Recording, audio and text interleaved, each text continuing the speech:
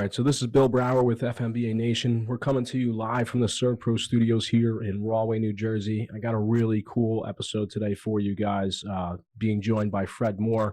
Fred is an Elizabeth captain, just got promoted. Congratulations. Thank you, sir. Elizabeth Local 209. Fred is also the host of Steel Mace Nation podcast, and you are a certified personal trainer, certified Steel Mace Coach, yeah. coach. And you're running some classes down in the Monmouth County area? Yeah, Jersey Shore area between Asbury Park and Tinton Falls area. But yeah.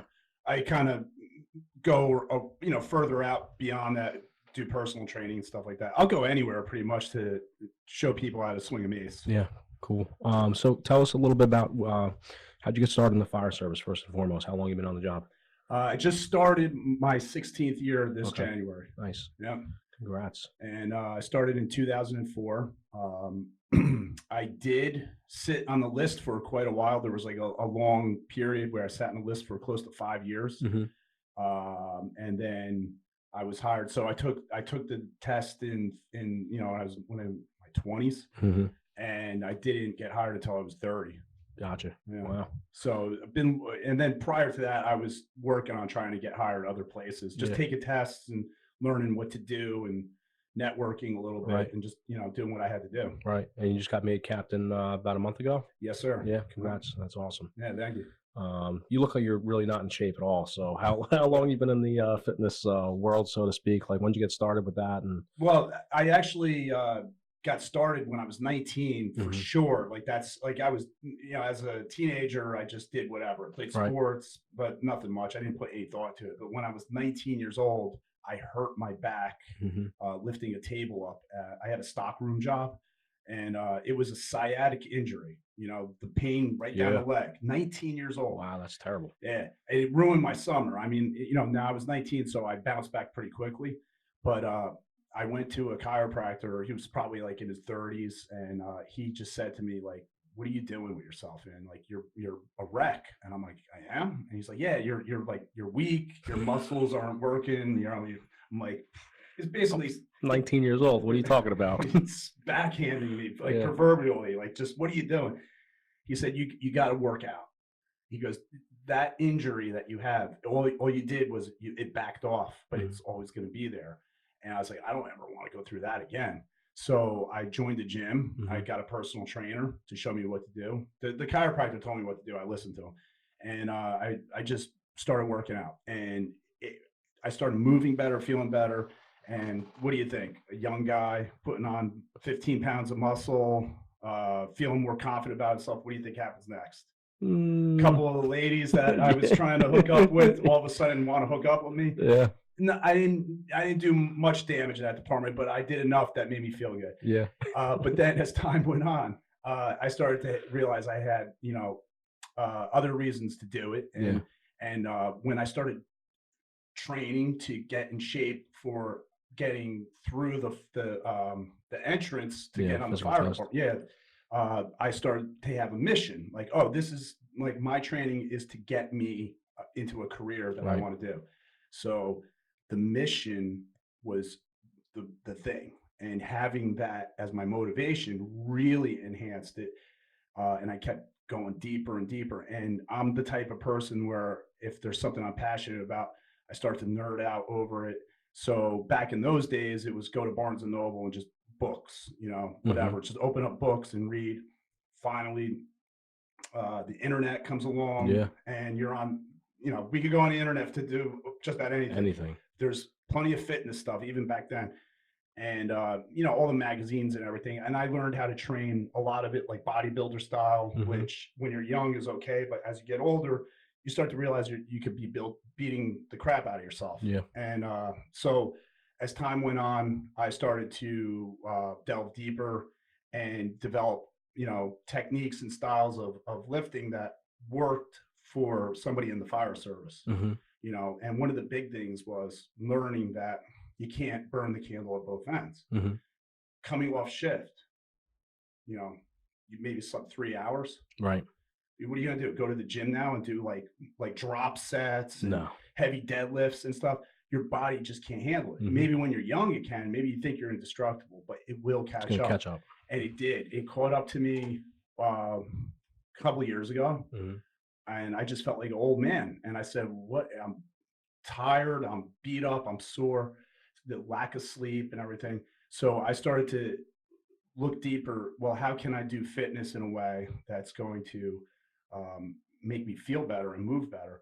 So just being cognizant of the fact that stepping out of the firehouse and being on 3 hours of sleep, I'm not going to be able to train that way. So what can I do? So I started to find ways to do it that were less stress on your central nervous system, Mhm. things that actually put you in a, a more laid back state, not something that's going to ramp me up, Yeah. you know. So that was like moving with using bands and stuff like that. Mhm. Very hard workouts, but the demand on my central nervous system was low. So I started to learn how to move better. And then I discovered the Steel Mace. And that was about a year ago. Yeah, tell us about this. So first was introduced to Steel Mace. My wife, she's a gym rat. She goes to the gym constantly every day. I try to, as much as I can between work and everything else, kids and life.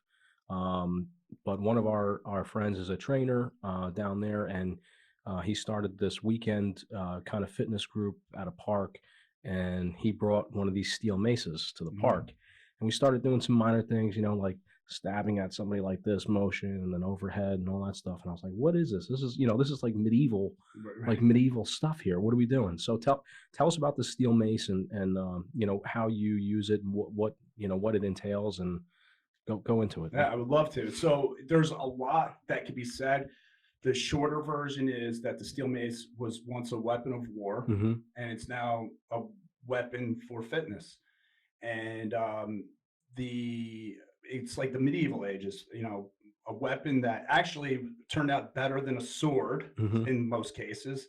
If you looked, it was like a favorite weapon of a lot of people back then. In the Middle East, there was these wrestlers, and they figured out how to use a mace. It was very simple. One thing that they did: long stick with a rock on the end, heavy as hell. Mm-hmm. And it was, we're wrestling now, right? So that flip where you pull somebody over your shoulder, Yeah. it was to mimic that. Gotcha. So it all was get the hands behind the head. It swings like a pendulum. It runs out of momentum up here, and then they pull it over, Gotcha. and that's the flip. Yeah. And then they send it back. Gotcha. And that's the way it remained for like 1,500 years. Yeah. Nothing changed. Then a wrestler by the name of Jake Shannon, this is about 10 years ago, 12 years ago. Mm-hmm. He's a wrestler guy. He encountered a dude in like England or something Mm-hmm. who was swinging one of these. And he started swinging it, and he felt how good it was for his shoulders and his back. And this is great. I'm going to mass produce these and sell them in the United States. So he comes back to the US, and he can't make them out of wood because they're too expensive. Right. So he goes with metal, Mm-hmm. and somehow the handle got a little shorter. Mm-hmm. And then all of a sudden there's a steel mace, which is about 33 inches long. And most people are using a 10-pound weight. Gotcha. And the handle got a little fatter. It just kind of mutated. Yeah. And it was a good mutation because it opened up the doors for steel mace. Now the traditional stuff is still out there. There's individuals like Rick Brown who swing these like heavy long ones, and that's all he does is just these heavy swings. But new things came along because of the adaptation of the handle. Mm-hmm. And Steel Mace Flow was born, and that's a guy named Leo Savage, who was an MMA fighter, kickboxer type guy, and he was working out with like sledgehammers. And when he found this steel mace, he said, "Oh, this is better." So he developed Flow, and Flow is sort of like cross between martial arts and yoga. Okay. And it's hard to describe, so that's the best I could do. But the movement patterns can be, like I said earlier, good on your central nervous system. Mm-hmm. So you're not beating yourself up, but it's strict form. Right. So you get a very good workout when you pay attention to form. 100%. When you go to the gym, you see guys throwing around a lot of heavy weight. Yeah. 9 times out of 10, they got terrible form. And once you tell them to use good form, they can't move that way. Yeah. Even with push-ups, yeah, anybody could drop down and do 20 push-ups, but now have them do strict where their bellies aren't sagging, they're squeezing their glutes, their elbows are tucked in properly. They might do 5. Yeah. And they're sweating and they're breathing heavy. Yeah. So it's like form changes the game. Right. And so the Steel Mace flow really tied in with what I was starting to experience with bands and proper movement practice and like kind of like healing my body. Yeah. And I noticed I could do it at the firehouse, especially coming back from a fire, kind of wound up. I could bring myself down. Sure. But I could also do it in the morning and not do a hard workout. You know how sometimes where you're shot for the rest of the day. Right. Yeah. So it's very good for stress management.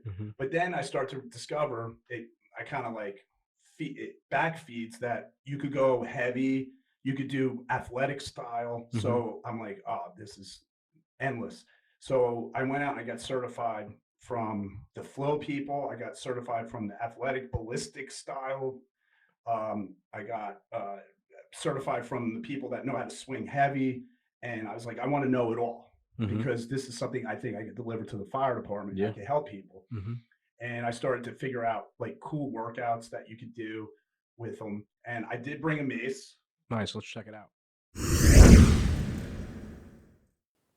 Hey guys, Bill Brower here with FMBA Nation. I wanted to take a minute to tell you about Serve Pro of Central Union County and Western Essex County.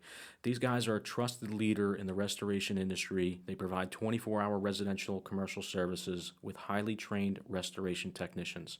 They're a locally owned and operated business, and they're dedicated to being faster to any size disaster with the training, equipment, and expertise to handle your restoration and cleaning needs. Some of the things that they cover are water damage restoration, fire damage restoration, mold remediation, storm damage restoration, cleaning services, and building services, to name a few. These guys understand the stress and worry that comes with a fire or water damage and the disruption it causes to your life and home or business, and their goal is to help minimize the interruption to your life and quickly make it like it never even happened. Our friends over there, Carl Spinner and Bob Morrison. Carl has over 25 years of experience in the industry. Bob Morrison has over 35 years of service industry sales experience. So don't hesitate to give them a call. You can reach them at 908-233-7070.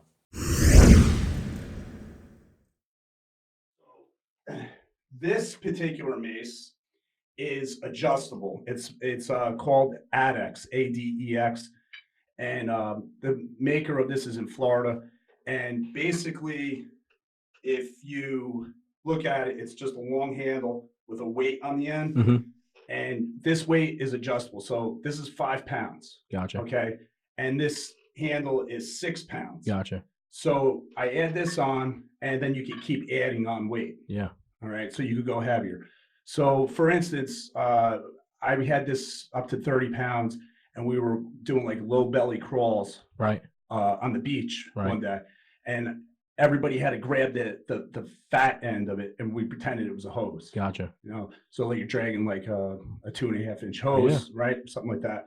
But the other thing too is if you want to learn a 360 swing where it goes behind your head, you take the weight off. You start light because again, we're paying attention to form. And then once you learn the skill, you add the weight.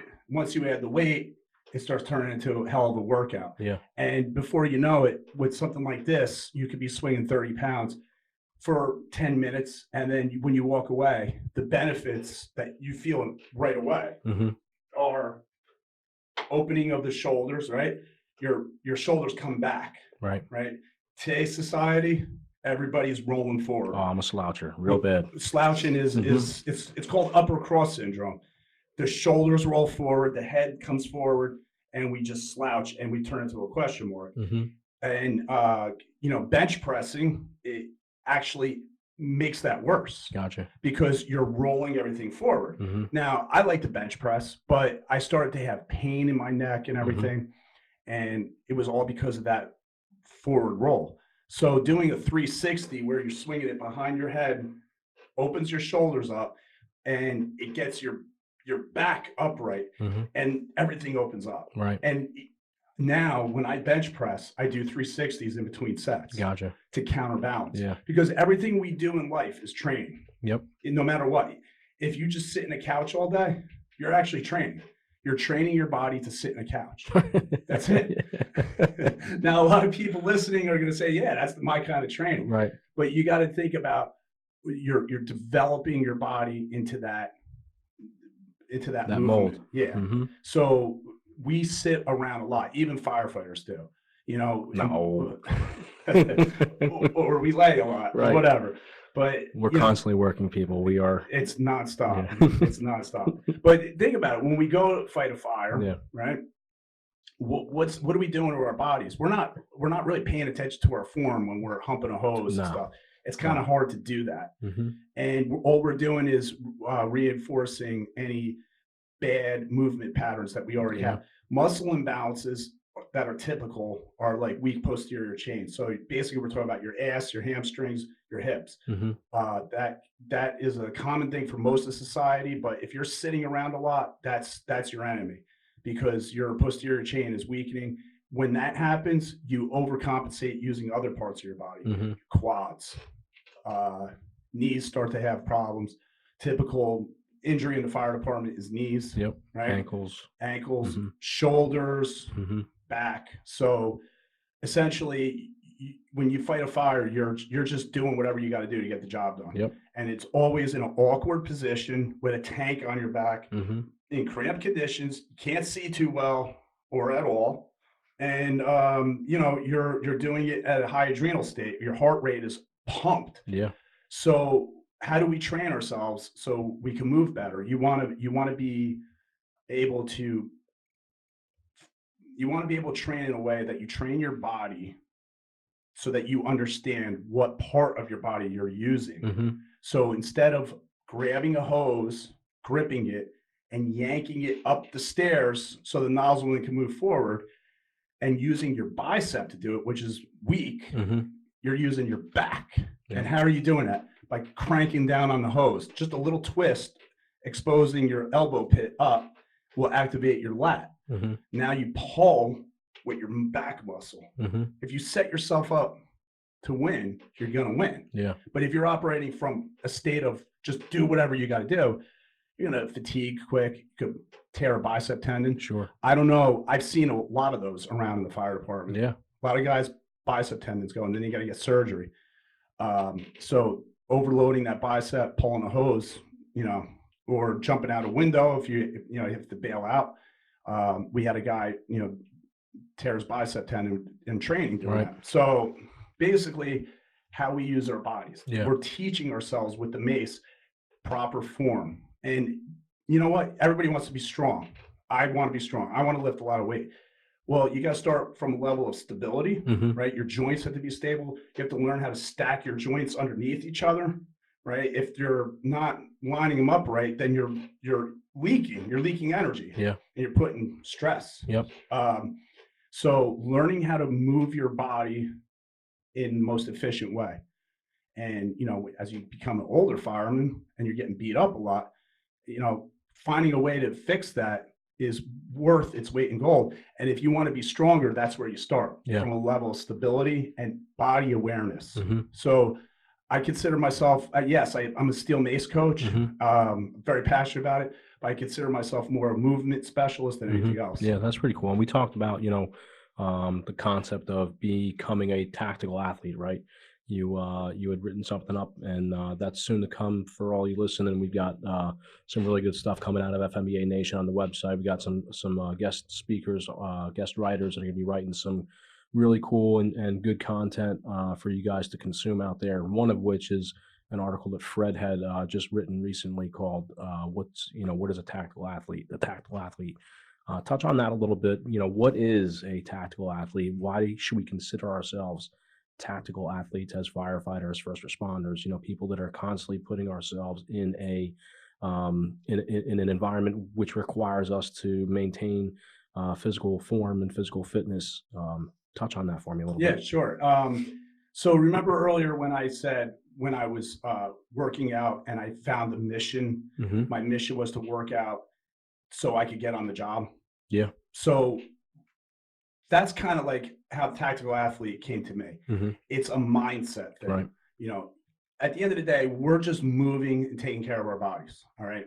But rather than just say that, which sounds kind of lame, because you know that is a lame way to describe it. Come on, man, we're firemen. We're fighting fires. Let's take this to the next level so that we could get our perspective in order here. Tactical athlete, like we do an athletic event. Okay, people are watching us. People expect results, and you want to go home. So let's really make this something and not just be so nonchalant. I'm a tactical athlete because I choose to be one. You know, a tactical athlete basically came out of the military. You know, the military was like, well, why do guys get hurt? So they do a lot of studies and they bring in experts, and it's like, well, they get hurt because overuse and weaknesses and things like that. And it was determined that the best thing to do is have this concept of a tactical athlete where your lifestyle is built the same way your favorite athlete of a football team, you know, like think about what they do. Yeah. You know, their goal is to get out on the field and kick ass and perform. Yeah. And perform. So what they do beforehand and after is what's important. Right. So all the training, the diet, the sleep and recovery, it's the same stuff that we should be paying attention to. You know, unfortunately, we're not going to get paid as much as what those guys get paid. Right. Yeah. You know, unless maybe somebody in the union could do a better job. President Donnelly. No, just joking. Just joking. But you know what I mean? Like they have so much money coming in that they could afford to do this and you know, people put money as a high stake, you know, but really at the end of the day, our health and coming home. Right. What's more important? Our lives, right? Yeah. I mean, we're not playing for a trophy. We're playing, you know, for, you know, our lives and the lives of others. Exactly. I mean, that's the biggest trophy you could play for. Right. You know, that's it. It's above and beyond anything money can say. So that's what we're doing. And so, there's outfits out there that are already jumped in on this tactical athlete thing. And again, it's just a way of phrasing something. You could call it what you want. I choose to make it bigger. Yeah, I like the terminology. I mean, I like the concept and trying to relate to what that actually means. I think it's perfect for the fire service, for the police service. You know, EMTs, you know, can consider themselves, you know, as much as people might not realize or understand as an EMT, you know, going out on calls, the lifting that you have to do with patients and all that stuff, you could really hurt yourself if you're not doing it properly with the proper form, proper techniques. So, you know, I agree with you 100%. You got to really consider yourself a tactical athlete or an athlete in general when it comes to these types of job duties and performances. Yeah. Yeah. And, I don't want to get controversial or anything like that, you know, because guys are set in their ways. I get that. And you'll see it, you know, guys been on the job for a while. They're still doing the job. Yeah. They're still doing it. Yeah. And so they're going to say, I don't need that shit. You know, I could do it.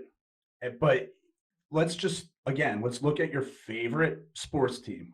All right. If everybody on the Yankees was out the night before drinking whiskey and eating pizza, are they going to play better the next day? Right, unless it's the 20s and your Babe Ruth. that's the only argument. That's it.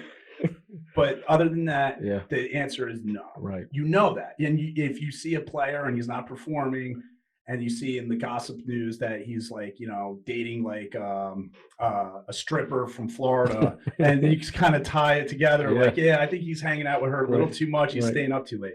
So just pointing that mentally not in the game. Right. You're just not quite there. Yeah. So that's all I'm trying to say is if you're thinking you're able to do the job, okay, you know, but if you got a better night's sleep, if you paid attention to your diet and you just, you know, you don't have to live like monks. No. You know, enjoy yourself, you know, have your pizza and everything. I eat pizza too. I ate Oreos the other day. Okay. Red Velvet, my favorite. They're banging. Oh, man. They're banging. You know, and the problem is the whole box is gone. That's what the problem is. Give me a half gallon of milk and a box of Red Velvet Oreos, and I can sit there all day and eat it. And you can do that, you know, as long as you don't do it every day. Right. And then maybe the next day, put in a little extra work in the gym. Sure. Yeah. Why not? Yeah. Why not? You got more than enough time in a day. And that's another thing too, is people say, well, they don't have time. Mm-hmm. And, here's what they do in the fitness industry, or you'll hear this a lot. What, don't you want to see your grandkids? Mm-hmm. Don't you want to see your daughter get married? Well, yeah, but that's such a far off goal. Mm-hmm. Us humans have a way of just kind of putting that off. Yeah. It's not a great way to sell fitness. So what I like to say is, okay, what's your family doing right now? Is your son or daughter in a sport? Let's say it's, you have a son and they're in wrestling. Right. And you're working your part-time job and you're a fireman and you don't have time. Mm-hmm. Well, how's your relationship with your kid? Yeah. Right. So how about we make it like this? How about you go to the store and you buy a rack of dumbbells and a bench, put it in the garage, and you tell your son, hey, you got to get fit for wrestling. I got to get fit for my job. Mm-hmm. And I'll meet you 3 times a week here in the gym, no phone, no TV. And me and you are going to hustle and we're going to work out together. Now you're spending quality time with your family and you're getting your workout. Yeah. Plus your kid is getting taken care of too with the workout. Yeah. And guess what else is going to happen? You're entering on a new journey with your kid, mm-hmm. which is going to open up your relationship. Mm-hmm. And at the end of the day, it's our relationships that matter most, not your part-time job mm-hmm. or anything like that. If you can't give up, a job on your part-time to spend an hour with your kid doing something like this, that's not a good mindset.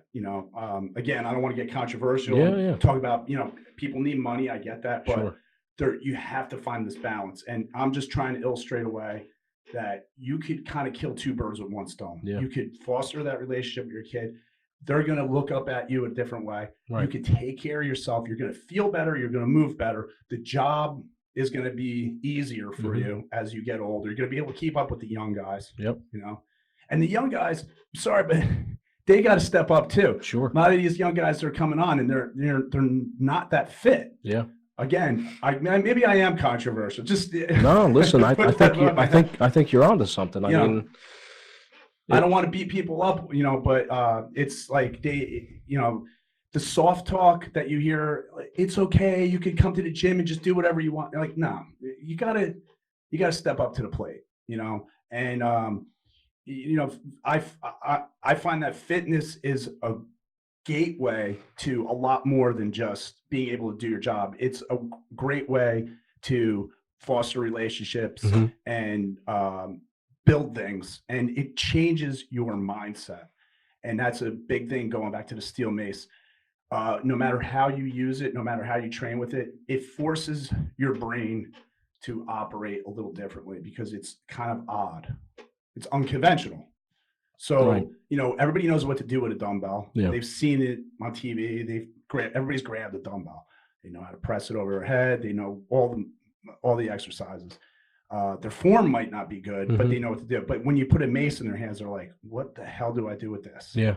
Well, I mean, look at, like you touched on it earlier. I mean, firefighting is unconventional, in terms of the movements that we make and the things that we do when we're pulling ceilings or, humping hose or, whatever, swinging an axe like you talked about. And, we touched on this before we started sitting down and talking here, recording everything. That Steel Mace is, right up our alley in terms of what it could be used for, what movements we can do for it and do with it, and kind of mimic the movements and the things that we do on the fireground. Right. So, I mean, to me, it's unconventional in the fitness world in terms of how we traditionally might work out and that kind of stuff. But in terms of our real life, it's 100% conventional. Right. Yeah. And they're relatively affordable. You could buy one, you could keep one in your trunk of your car. Yeah. I have a pickup truck and I drive around with a lot of maces. Mm-hmm. Don't mess with this guy on the parkway. I'm just not joking. Sure if a class is ever going to break out on the side of the parkway. Yeah. But they're affordable, and you can bring one to the firehouse or keep one in mm-hmm. the back room. I know of a fire department in Jersey where apparently they're not allowed to work out on shift. Really? Yeah. I don't want to say who it is, sure, but they were afraid of injuries. And I was like, this is so counterintuitive. But I was like, you know what? if you put a mace in the back and you start swinging it and they think you're working out, you just say, no, I'm practicing for using the axe on the roof. I'm training for the axe, but it doesn't have a sharp edge. Yeah. So therefore it's safer to use for training. Perfect. It's just some kind of twist like that. Yeah. So, you know, just to get around that. But, you know, basically the mace is versatile. And I tell people that have trouble getting to their workouts, you know, they'll say, you know, I just don't feel motivated to work out today. I say, just go do anything. Just show up. 80% of life is showing up. Get to the gym or get to your workout space and start moving. Then assess yourself 5-10 minutes later, see how you feel. 9 times out of 10, you're going to feel great and you're going to continue your workout. I do that with the mace all the time. Yeah. I'm not like this ultra motivated guy who just like wants to work out all the time. I'm really not. I could sit around too, but I just know enough. Like if I move a little bit, I bet you'll get into it. Yeah. And I'll grab the mace and I'll just start doing 360s, which is the swings around the head. And it just, again, it's low impact, but it gives you a big benefit. You start moving, the blood flow starts going. And then I'm like, all right, I'm good. I'm going to start training I'm going to do deadlifts. I'm going to squat. It's like a great way to turn the key and get the car started. Yeah. How do people, tell us a little bit about the podcast? How do people listen to it? Is it on Apple Podcasts? Yeah. Google Play Store, all that stuff. All that stuff. It's on YouTube. I feel like I got to really promote the YouTube one because the video is pretty cool. I get, you know, I get call-ins from coaches from all over the place. So yeah, it's on YouTube, but you could listen to it in the car on SoundCloud, Spotify, iTunes, pretty much any audio platform. I use a app called AntennaPod. It's an aggregate. And what you do is you just search for the podcast you want and it plugs it into there. And then it's got a library and you could poke through all your podcasts. And that's a great way to load the podcast in. So that way you could just access it. But yeah, it's on all those platforms. I started it back in June and it's very nicheified, you know, Steel Mace Nation. But it's not just about Steel Mace. And the more and more I do it, I'm like, the better name would have been like Movement Nation or something, but it's a fitness podcast. And I actually, a little bit of a rebel against myself. I try to bring on people that have nothing to do with the Steel Mace, mindset coaches, nutrition coaches, things like that, because cool. I want to be able to push the boundaries and discuss everything fitness. The Steel Mace is definitely the rally point for it. And I think it's going to turn the fitness industry on its head. Yeah. It's just a matter of time before it continues to grow. And as one of the few Steel Mace coaches in New Jersey, you know, I feel like it's my obligation to be able to get out and show it to people because it definitely help them. And so the podcast just goes along with, it's my way of voicing my passion for it and also just discussing fitness. Yeah. And and again, it gives me an opportunity to be a nerd or a geek because I have like over 50 podcasts now with people who have a massive experience or certifications or whatever in the fitness industry. It like I'm getting like awesome advice from people. Yeah. And I bring that into my wheelhouse because I don't ever consider myself to be a person to stop learning. And I don't have an ego where I know everything as a coach. I don't, and I never want to. The minute I don't need you to tell me what to do, I shouldn't be coaching anymore. Yeah. You know? Because there's so many ways to skin a cat and there's so many ways. Same thing in the fire service, right? I mean, yes, exactly. It doesn't matter how long you've been on a job, what rank you are. You got to have that white belt mentality, forever learning. You could learn from the probie, you know, and that's a good point to just talk about briefly. We get developed and ingrained into a certain pattern and routine. And then we develop a little bit of a tunnel vision. And then we don't see the other things just because this is the way we do it. This is the way we do it, right? We always talk about this. 100%. The probie comes in and he's trying to tell everybody something, and nobody's listening to him because what the hell does he know? Right. He's been on the job 6 months. What does he know? But meanwhile, that's the reason why he sees something. Yeah. Because Different perspective. Yes, perspective. Mm-hmm. That's it.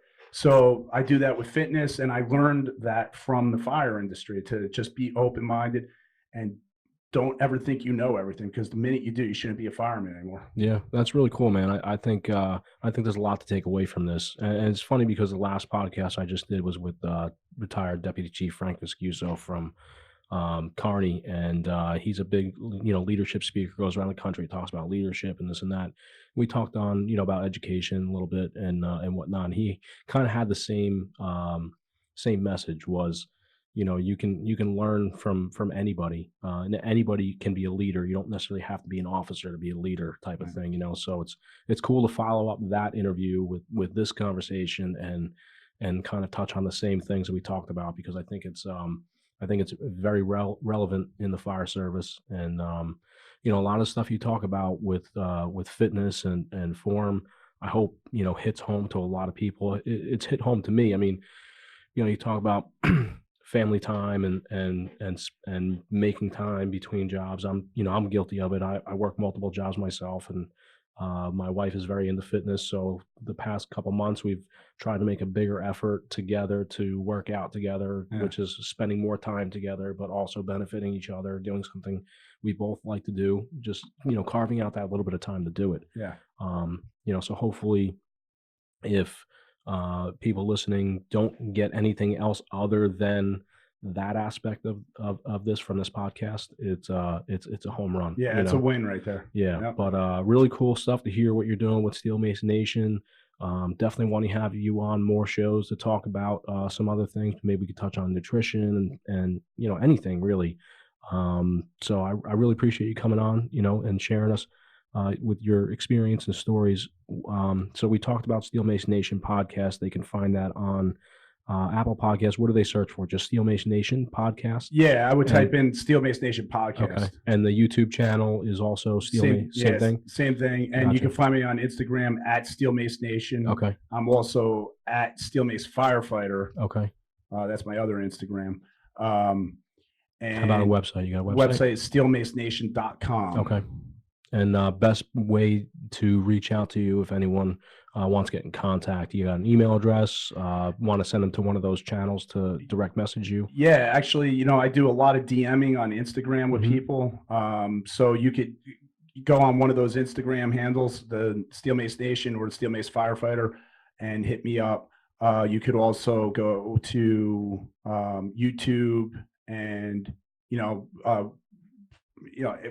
make a comment or something like that. Yeah. If you just want ask a general question or whatever, and I could answer it to you so everybody else could see it. Gotcha. That way that information's getting out to everybody. Yeah. But yeah, DM me is the best, or hit me up on Facebook. I'm just under Fred Mohr, and the business page is Steel Mace Nation. Gotcha. And for those listening, watching, we'll put those in the show notes, so you can have easier access to them and reach out to Fred. Thanks again for coming on the show. Really appreciate it. Learned a lot and kind of sparked a little interest in getting involved in some Steel Mace workouts. Yeah, man, that's my goal. Just to spark a little interest and put a mace in somebody's hands just so they can see it and see where they take it to the next level or whatever. And thank you for having me on. Yeah. Your studio is a great place.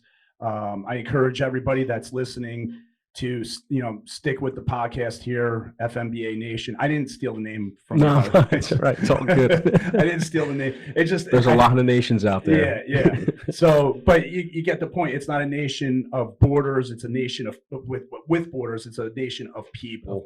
Right? Yeah. And that's really what makes a nation. Nation of people, nation of passion. Right. That's it. So I think there's a lot of serendipity there. Yeah. So it's pretty cool. Yeah.